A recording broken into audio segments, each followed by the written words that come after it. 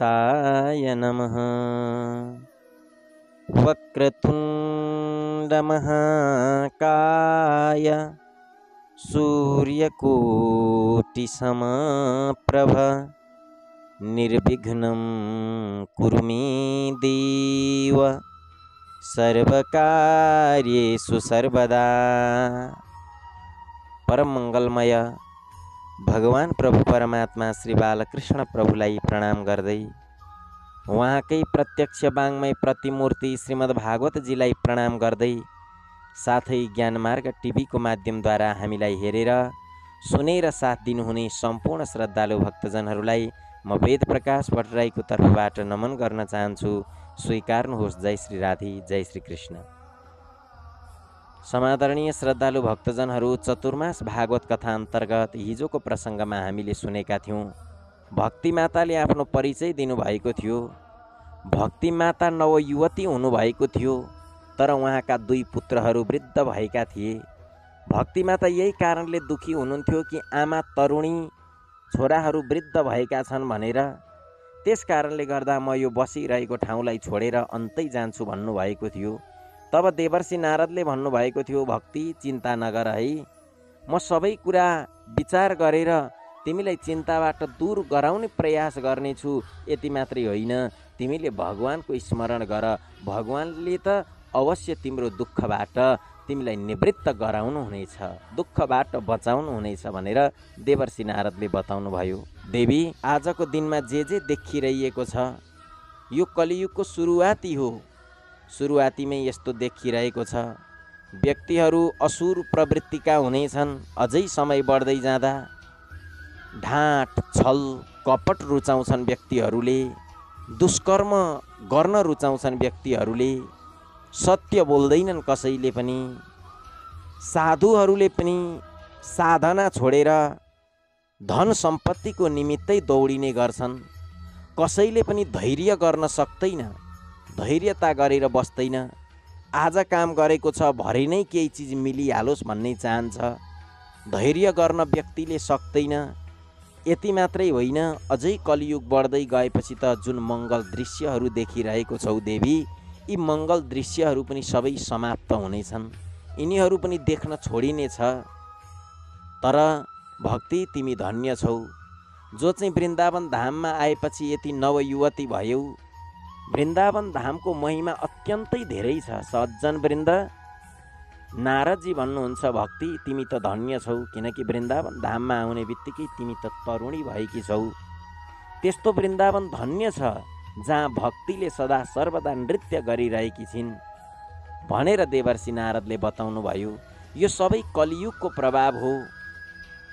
तब भक्ति महारानीले भन्नुभयो, कथम परीक्षिता राज्ञा स्थापितो ह्य शुचि कली। नारदजी महाराज, यदि कलियुग यति दोषयुक्त थियो भने राजा परीक्षितले कलियुगलाई बस्नको लागि स्थान नै किन दिनुभयो? कलियुगलाई राजा परीक्षितले सिधै समाप्त गरिदिनु भएको भए अथवा राज्यबाट निकालिदिनु भएको भए हुँदैन थियो त? यदि यति नराम्रो वस्तु छ भने आफ्नो राज्यमा बस्न उहाँले किन दिनुभयो भनेर भक्ति माताले सोध्नुभयो। तब नारद भन्नुहुन्छ, यदि पृष्ठस्त्वया बाले प्रेमत श्रवणम कुरु सर्वम वक्ष्यामि ते भद्रे कस्मलं ते गमिष्यति। यदि साँच्चै मसँग सोध्दै छौ भने भक्ति देवी, ध्यान दिएर सुन। एक समयको कुरा हो जब भगवान श्री कृष्णले यो संसारको लीलालाई समापन गरेर आफ्नो धामतिर प्रस्थान गर्नुभयो। त्यही दिनबाट कलियुगले यो क्षेत्रमा आफ्नो चरण राख्यो। एक समयको कुरा हो जब भगवान श्री कृष्ण प्रभु परमात्माले यो धराधामलाई छोडेर आफ्नो धाममा जानुभयो। त्यस पछाडि सज्जन सबैजना दुखी हुनुभयो। माता कुन्तीले देहलाई त्यहीँ त्याग गरिदिनु भयो। पञ्च पाण्डवहरू स्वर्गको यात्राको लागि निस्कनु भयो। त्यसपछि राजा परीक्षितलाई सबै राज्यहरू दिनुभएको थियो। राजा परीक्षितले विचार गर्नुभएछ, मेरो बुबा हजुरबुवाहरूले कस्तो कर्म गर्नुभएको रहेछ, के गर्नु हुँदो रहेछ, उहाँहरूको कीर्ति के रहेछ भनेर त्यो कुरोलाई बुझ्दै बुझ्दै हिँड्दै हुनुहुन्थ्यो। सबैतिर कीर्ति नै कीर्ति सुन्न पाउनुभयो। पञ्चपाण्डवहरूले कति राम्रो कार्य गरेका थिए। सबै गाउँवासीहरूले भन्थे जबसम्म पञ्चपाण्डवहरू जीवित थिए तबसम्म हामीले कहिल्यै पनि घरमा चाबी लाउनु पर्दैन थियो, कहिल्यै झै झगडा हुँदैन थियो। सबैले जय जयकार मात्रै गरेका थिए पञ्चपाण्डवहरूको। तर दुर्दशा सज्जनवृन्द, अलि अगाडि जाँदाखेरि एउटा कालो व्यक्ति रहेछ। त्यो कालो व्यक्तिले चाहिँ गौमाता र एउटा गोरुलाई पिटिरहेको रहेछ, चुटिरहेको रहेछ। त्यो दृश्य जब राजा परीक्षितले देख्नुभयो, राजा परीक्षितले देखेर सोध्नुभयो, भाइ किन कुटिरहेको छस्, तँ को होस् गाई वस्तुलाई कुट्ने? त्यति बेला उसले भन्यो, म कलियुग हुँ। राजा परीक्षितले भन्नुभयो, भाइ तँलाई मारिदिन्छु। त्यति बेला सज्जन दीनवत शरणम गत, यहाँनिर प्रसङ्ग आउँछ। दिनहीन भएर त्यो जो गौ वस्तुलाई पिटिरहेको थियो कली, त्यो राजा परीक्षितको चरणमा पर्न थाल्यो, चरण पक्रियो र भन्यो, महाराज मलाई माफ गरिदिनुहोस्, मेरो लागि कुनै स्थान दिनुहोस्, मसँग पनि एउटा कुनै सारको सार छ, मलाई कुनै एउटा यस्तो स्थान प्रदान गर्नुहोस् जहाँ चाहिँ म रहन सकौँ, किनभने मसँग पनि केही न केही गुणहरू छन्, मलाई कुनै न कुनै एउटा पवित्र स्थान प्रदान गर्नुहोस् भनेर कलियुगले यसरी राजा परीक्षितसँग भन्न लाग्यो। जब कलियुगले यसरी राजा परीक्षितलाई आफ्नो कुरो बतायो तब सज्जन राजा परीक्षितले सोध्नु भयो, भाइ के गुण छ तिमीसँग, यसरी मार्दो रहेछौ, पिट्दो रहेछौ, तिमीलाई हुँदैन मेरो राज्यमा भन्नुभएको थियो। तर गुण छ भनेर नजिक पर्यो, चरण पक्रियो। चरण पक्रिएपछि महाराज परीक्षितले क्षमा दिनुभयो, किनकि परीक्षितका पिताहरूले भन्नुभएको थियो, यदि कोही पापी नै किन नहोस्, दुष्ट नै किन नहोस्, तर चरण पक्रिएर यदि क्षत्रियलाई क्षमा माग्छ भने क्षमा अवश्य दिनुपर्छ भन्नुभएको थियो। त्यही कुरालाई पालना गर्दै गर्दै राजा परीक्षितले क्षमा दिनुभयो र सोध्नुभयो, भाइ तिमीसँग के गुण छ त्यो बताऊ। तब कलियुगले बतायो कि यत् फलम नास्ति तपसा न योगेन समाधिना तत्फलम लभते सम्यक् कलौकी सबकीर्तनात्। कलियुगको गुण के रहेछ ध्यान दिनुहोस् है सज्जनवृन्द, बडो काम लाग्ने कुरा छ। कलियुगको गुण भनेको यत् फलम नास्ति तपसा, जुन फल हामीले सत्यलोकमा बडो तपस्या गर्नाले प्राप्त हुन्थ्यो, तप गर्नु पर्थ्यो, जलमा घाँटी घाँटीसम्म डुबेर भगवानको नाम जप्नु पर्थ्यो, शरीरलाई सुकाउनु पर्थ्यो, तब मात्रै हामीले कल्याणलाई प्राप्त गर्थ्यौँ, तब मात्रै हाम्रो गति हुन्थ्यो। तपसा न योगेन समाधिना, त्यस पछाडि जुन अरू समय छन् योग गर्नु पर्थ्यो, समाधिमा जानु पर्थ्यो, यो सबै कुराहरू जति पनि छन् सत्ययुगमा गर्ने, त्रेतायुगमा गर्ने, द्वापर युगमा गर्ने जस्तो कठिनाइ चाहिँ यो कलियुगको छैन। के छ त भाइ त्यसो भएदेखि गुण भन्दाखेरि तत्फलम लभते सम्यक् कलौके सबकीर्तनात्, त्यो सबै फल केवल कलियुगमा बसी बसी भगवानको नाम जप्नुहोस्, सबै फललाई प्राप्त गर्नुहोस्। कति सरल साधन छ हेर्नु त। नामको कति ठुलो महिमा छ, भजनको कति ठुलो महिमा छ, कीर्तनको कति ठुलो महिमा छ, सत्सङ्गको कति ठुलो महिमा छ। वास्तवमा सज्जनवृन्द, हामीले जति कार्य गर्दैछौँ बडो राम्रो कार्य गर्दैछौँ। आजकाल त हामीले गाउँ गाउँमा पनि भजन कीर्तन भएको देख्न सक्छौँ, सत्सङ्ग भएको देख्न सक्छौँ, भगवानको पूजा भएको देख्न सक्छौँ। यो बडो राम्रो कुरा हो। कलियुगको एउटा सार रहेछ भजन कीर्तन। हरेर नाम हरेर नामैव केवलम कलौ नास्त्यैव नास्त्यैव नास्त्यैव गतिरन्यथा। कलियुगको भवरूपी सागरबाट पार तर्नको लागि नौकाको काम गर्ने भनेको भगवानको नामले हो, भगवानको भजनले हो, भगवानको सत्सङ्गले हो। सज्जनवृन्द, राजा परीक्षितले त कलियुगको यो सुन्दर गुणलाई देखेर नै स्थापना गर्नुभएको थियो। सोच्नु भएको थियो यदि कलीलाई मैले कुनै बस्नको लागि स्थान दिन भने कलीले सबैतिर अत्याचार मचाउनेछ, सबैलाई सताउनेछ, सबैलाई दुःख दिनेछ भन्ने सम्झिएर राजा परीक्षितले कलियुगको लागि सीमित स्थान प्रदान गर्नुभएको थियो। तर कलियुगले त सबैतिर घेरिदियो। समय बढ्दै जाँदा जब राजा परीक्षित पनि जानुभयो, त्यसपछि त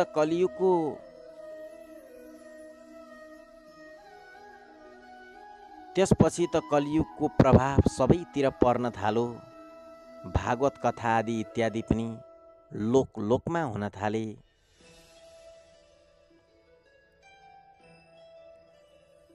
यो कलियुगको कलिनाम सुखाएछ कोकरमा चरणाचारम सर्वतो निर्गतो धुना पदार्थ संस्थिता भूमो बीजहीनास्तु योसी। त्यस पछाडि सज्जनवृन्द राजा परीक्षितले जब कलियुगलाई स्थान दिनुभयो, कुनै एउटा गुण देखेर, कुनै एउटा सार वस्तु देखेर, समय बित्दै जाँदा महाराज परीक्षित पनि जब जानुभयो, त्यस पछाडि त कलियुगले सबैतिर आफ्नो हुकुम जमायो। उसले यो कलियुग आइसकेपछि कुनै कुराहरू पनि सत्यताले हुन छोडे। कलियुग आएपछि न भागवत पुराणै सत्यताले हुन्छ, न व्यापारै सत्यताले हुन्छ, न बिजनेसै सत्यताले हुन्छ, न कसैले काम गर्दा नै सत्यताले गर्छन्। सबै असत्यतालाई ग्रहण गरेका छन्, सबैले असत्यतालाई ग्रहण गरेका छन्, सबैले असत्यताकै शरणमा परेका छन्। तेपि तिष्ठन्ति तपसी तपसारस्ततो गत। सबैको हृदयमा काम, क्रोध, लोभ, मोह, मद, मात्सर्यहरूलाई सबैले आफ्नो हृदयमा काम, क्रोध, लोभ, मोह, मद, मात्सर्य आदिलाई राखेका छन्। जप तप गर्न छोडेका छन्। तपस्याको सार उडेको छ। मन्दिर, तीर्थ आदि इत्यादिमा पनि तपस्या गर्दैनन् व्यक्तिले। तपस्याको सार त्यहीँबाट नाश भयो, नष्ट भयो। भागवतको जुन वाचन घर घरमा हजुर भागवत गर्नु पर्यो भन्ने प्रवृत्तिबाट जुन भागवत भइरहेको छ, यसबाट भागवतको सार कम हुँदै गयो, कथा रस कम हुँदै गयो। यस कारणले गर्दा यसै गरी अझै कलियुग बढ्दै जाँदा, कलियुगको अझै वृद्धि हुँदै जाँदा त बडो दुःखदायक देखिनेछ संसार। सुतजी महामुनि भन्नुहुन्छ, यसरी जब देवर्षि नारदले कलियुगलाई स्थापना गर्नुको कथा बताउनु भयो, तब भक्तिमाताले भन्नुभयो, जयति जगति मायाम यस्य कायाधवस्ति वचन रचनमेकं केवलं चाकलय्या ध्रुवपदमपि यातु यत्कृपातु ध्रुवोऽयं सकलकुशलपात्रं ब्रह्मपुत्रं नतास्मि। जय हो गुरुजी, जय जय होस् हजुरको। हजुरको दर्शन मात्र पाउनाले पनि मेरो कति दुःखहरू समाप्त भएर गए। हजुरका कुरालाई सुनेर कतिको कल्याण भएको थियो। ध्रुवजीको कल्याण भएको थियो। जसले हजुरको दर्शन गरेको छ उसले भगवानको दर्शन प्राप्त गरेको छ।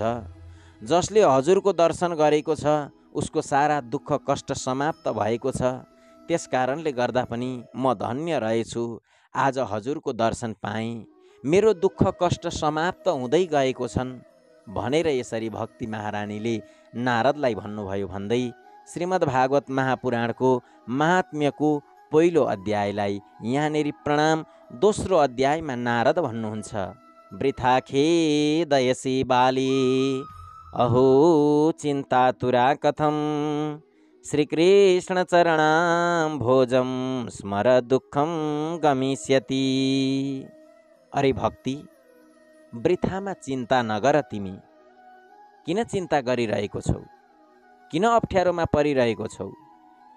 श्रीकृष्ण चरणाम भोजम, बरुभन्दा भगवान श्रीकृष्णको चरणको ध्यान गर, चरणको स्मरण गर।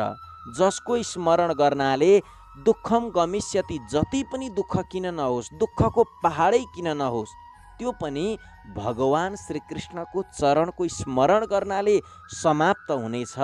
चिन्तालाई त्यागेर भगवानको चिन्तन गर भक्ति भनेर नारदले बताउनु भयो। समादरणीय श्रद्धालु भक्तजन, हामीले पनि गर्नुपर्ने त्यही हो। हामीलाई पनि सानो तिनो आपत्ति विपत्ति आइलाग्दैखेरि हामी चिन्ता गर्न थाल्छौँ।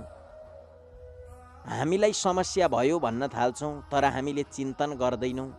सज्जन, जीवनमा चिन्तालाई त्यागेर चिन्तन गर्नुहोस् भनिएको छ। किनकि चिन्ता जो छ सज्जन, त्यो त चिताभन्दा पनि ठुलो हो भनेको छ। तपाईँले लेख्नुहोस्, तपाईँले चिता लेख्दाखेरि माथि कुनै बिन्दु लाउनु पर्दैन, तर तपाईँले चिन्ता लेख्दै हुनुहुन्छ भने माथि एउटा थोप्लो लगाउनु पर्छ, माथि एउटा बिन्दु लगाउनु पर्छ। यसको मतलब यो हो कि चिताभन्दा पनि ठुलो चिन्ता हो। किनकि चिताले त केवल मरेको मान्छेलाई जलाउने काम गर्छ, तर चिन्ताले जिउँदै व्यक्तिलाई समाप्त पार्ने काम गर्छ। त्यस कारणले गर्दा चिन्तालाई त्यागेर भक्ति देवी चिन्तन गर्नुहोस्, भगवानको कृपा अवश्य प्राप्त हुनेछ। सज्जनवृन्द, हाम्रो पनि जीवनमा त्यही हो, चिन्तालाई त्यागेर हामीले चिन्तन गर्नुपर्छ। किन? चिन्ता से चतुराई घटे, घटे बुद्धि और ज्ञान, चिन्ता बड़ी अभागिनी, चिन्ता चिता समान। जसले चिन्ता लिइरहन्छ, जो चिन्तामै रहिरहन्छ भने उसको जुन स्मरण शक्ति हुन्छ त्यो कमजोर हुँदै जान्छ भनेको छ। चिन्ता से चतुराई घटे, जुन उसको बाठोपन छ त्यो बाठोपन पनि कम हुँदै जान्छ। चिन्ता से चतुराई घटे, घटे बुद्धि और ज्ञान। ज्ञान पढ्दाखेरि पनि उसको दिमागमा त्यति छिटो पस्दैन, जो जीवनमा चिन्ता मात्रै गरेर बस्ने गर्दछ। चिन्ता से चतुराई घटे, घटे बुद्धि और ज्ञान, चिन्ता बड़ी अभागिनी, चिन्ता चिता समान। चिन्ता बडो अभागी कुरो हो, किनकि यसले चितामा पुर्याएरै छोड्छ। चिन्ता चिता समान है। हेर्नुहोस् है, चिन्ता र चिता उस्ता उस्तै हुन अरे, समान जस्तै देखिन्छन् अरे, तर चिन्ता चिता समान है, दोनों ही जलाती है। चिता मुर्दे को जलाती है तो चिन्ता जिन्दे को खाती है। देख्दा उस्ता उस्तै देखिन्छ, तर पुरै भिन्नता छ यिनीहरूमा। के भिन्नता छ भन्दा, चिताले मरेको व्यक्तिलाई जलाउँछ, तर चिन्ताले जिउँदै व्यक्तिलाई जलाउँछ। त्यस कारणले हे भक्ति, तिमीले कुनै प्रकारको चिन्ता नगर, तिम्रो दुःखबाट भगवानले बचाउनु हुनेछ। तिमीलाई दुःखबाट भगवानले बचाउनु हुनेछ।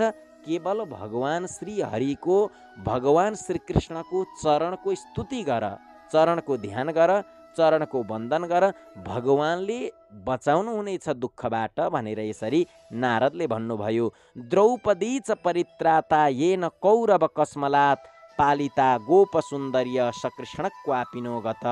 यहाँनेरि नारदजीले भन्नुहुन्छ, जुन प्रभु परमात्मा बालकृष्ण प्रभुले द्रौपदीको साडी तान्निरहेको बेलामा अरूले कसैले बचाउन नसक्दाखेरि पनि भगवान कृष्णले स्वयं वस्त्रावतार धारण गरेर द्रौपदीको लाजलाई बचाइदिनु भएको थियो। त्यो प्रभु परमात्मा कहीँ पनि जानु भएको छैन। चिन्तन गर्ने हो भने हृदयमै आउनु हुनेछ। त्यस कारणले गर्दा चिन्तालाई त्यागेर चिन्तन गर भक्ति, उहाँले तिम्रो सबै दुःखलाई अवश्य दूर गराइदिनु हुनेछ। त्वया हुतस्तु भगवान याति नीच गृहेष्वपि। यदि भक्ति तिमीले भगवानलाई स्मरण गर्यौ, तिमीले भगवानलाई बोलायौ भने त भगवान प्रभु परमात्मा नीच भन्दा नीचको घरमा पनि हाँस्दै हाँस्दै आउनु हुनेछ। किनकि भगवानलाई सबैभन्दा प्रिय भनेकै भक्ति छ भनेर नारदले यसरी बताउनु भयो। हे भक्ति, तिमीले चिन्तालाई त्यागेर भगवानको चिन्तन गर। म हरिको दासले तिमीलाई बताउँदैछु, त्यति गर्दाखेरि पनि तिम्रो चिन्ता दूर भएन, तिम्रो चिन्ता दूर भएन, तिमीलाई प्रसन्न गराउन सकिन भने तदा नाहम हरेर दासो लोके त्वाम न प्रवर्तते। म हरिको दास नै होइन भनेर देवर्षि नारदले भनिदिनु भयो। नारदजी त बडो ज्ञानी हुनुहुन्छ सज्जन। नारदजीले जे भन्नुहुन्छ त्यो कुरो पुग्छ। नारम ज्ञानम ददाति ती नारद तेन कथ्यते भनिएको छ।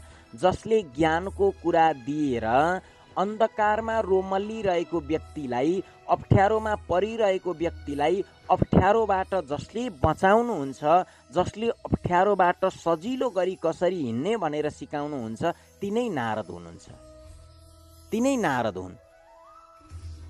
उहाँले सबै कुरा बताउनु भयो। त्यसपछि भक्ति माताले भन्नुभयो, अहो नारद धन्योसी प्रीतिस्ते मै निश्चला न कदाचित विमुच्चामी चित्ते स्थास्यामी सर्वदा। नारदजी, म धन्य छु, म प्रसन्न भएँ हजुरको वचनलाई सुनेर। अब मेरो दुःख दूर हुनेछ, यसमा मलाई कुनै पनि सन्देह छैन। अब हजुरले मेरो ज्ञान वैराग्य पुत्रहरूलाई पनि उठाइदिनुहोस् भनेर भक्ति महारानीले यसरी भन्नुभयो। तब देवर्षि नारदले एउटा कलश लिएर, एउटा लोटा लिएर जानुभयो। लोटा लिएर गएर त्यहाँनेरिको जल जुन छ त्यो जलले अभिषेक गर्दै ज्ञानम प्रबुद्ध्यताम शीघ्रम रे वैराग्यम प्रबुद्ध्यताम भन्नुभयो।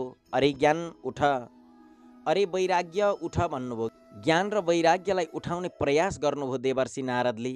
वेदको पाठ गर्नुभयो, वेदान्तको पाठ गर्नुभयो, गीताको पाठ गर्नुभयो। तर समादरणीय श्रद्धालु भक्तजनहरू, ज्ञान र वैराग्य यसो हलिन त हल्लिए, उठ्न चाहिँ उठेनन्। फेरि भन्नुहुन्छ, हल्लाउनुहुन्छ, झकझकाउनुहुन्छ, अरे ज्ञान, अरे वैराग्य उठ, कति सुतिरहन्छौ तिमीहरू, अब उठ उठ भनेर बार बार भन्नुभयो। तर पनि उठेनन्। तब नारदले भन्नुभयो, अरे ज्ञान वैराग्य तिमीहरूको कस्तो निद्रा हो, तिमीहरू त बिउजिँदैनौ त, सुत्नैको लागि जन्मेका हो कि क्या हो, उठ न भाइ हो, उठ भनेर देवर्षि नारदले भन्नुभयो। जति भन्दाखेरि पनि ज्ञान वैराग्य उठेनन्। नउठेपछि आकाशवाणी भयो सज्जन। त्यही बेलामा व्योम बाणी तदैवा भून् मारिषे खिद्यतामिति उद्यम सफलस्तेयं भविष्यति न संशय। आकाशवाणी भयो, आकाशवाणीबाट आवाज आयो, यसरी ज्ञान र वैराग्य उठ्नेवाला छैनन्। ज्ञान वैराग्यलाई उठाउनु छ भने नारद उद्यम गर, सत्कर्म गर, सत्कर्म गर्यौ भने ज्ञान वैराग्य जागा हुनेछन्, बिउजनेछन् भनेर आकाशवाणीबाट आवाज आयो। तब नारदले सत्कर्म के रहेछ त भनेर बुझ्दै हुनुहुन्छ भन्ने कथा भोलिको प्रसङ्गमा सुन्नेछौँ। अहिलेसम्म पुरै सुनेर हामीलाई साथ दिनुहुने सम्पूर्ण श्रद्धालु भक्तजनहरूलाई धन्यवाद भन्दै म पनि हजुरहरू माझबाट बिदा हुन चाहन्छु। यदि हजुरहरूले ज्ञानमार्ग टिभीलाई सब्सक्राइब गर्नुभएको छैन भने सब्सक्राइब गरेर छेउमा रहेको घन्टीलाई बजाउन पनि नबिर्सनुहोला। र हामीले यहाँबाट बताएको ज्ञान हजुरहरूलाई कस्तो लाग्यो त्यसको सुझाव सल्लाह कमेन्टमा लेख्न पनि नबिर्सनुहोला। हस्त सबैको जय होस्, सबैको मङ्गल होस्।